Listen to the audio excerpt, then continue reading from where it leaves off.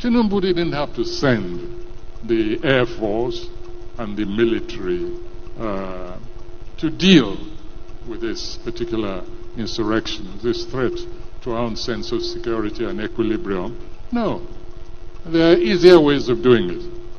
Let me tell you where Tinubu should have looked for forces to quell that insurrection.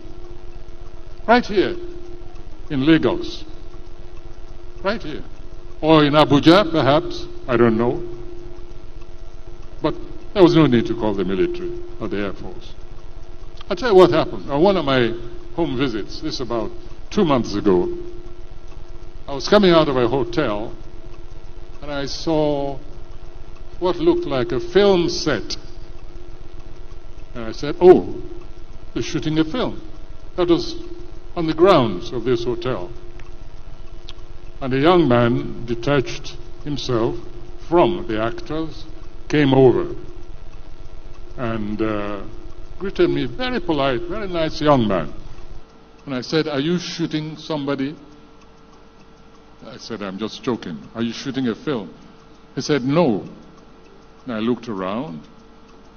There was nearly a whole battalion occupying that the grounds of that hotel, in Ikoyi, right here. So I got back in my car and I asked the driver who that young man was. And he told me. And I saw this SWAT team, a mixture.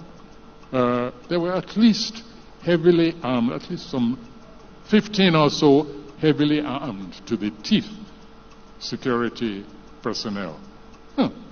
Looked sufficient to take over a small country, neighboring city like Benin. And I think the next time the president should just call and say, Seyi, go and quell the rebellion over there. I was so astonished that I started looking for the National Security Advisor. I said, track him down for me. I think they got him somewhere in Paris, but I was with the president. He was at a meeting. And I said, I've just seen something I can't believe, I don't understand. And I described the scene to him. I said, do you mean that a child of the head of state goes around with an army for his protection or whatever? I couldn't believe it. Later on, I did some investigative journalism and I inquired, and I found that apparently this is how this young man goes around with his battalion, his heavy armed soldiers. Of course, the road was cleared before his car went out. I stayed until it seemed he was leaving.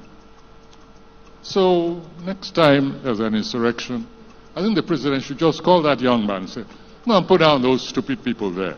You have enough troops under your command, so don't bother me with all these security issues any longer. Let's not overdo things. This is not the first country that has a head of state. It's not the first country whose head of state has families. And I think children should know their place. They are not potentates. They are not heads of state. And the security architecture of a nation like this suffers some injury and alienation when we see such a heavy devotion of security to one young individual. You'll excuse me, but I'm in and out most of the time. And this place is named after me. It's my center.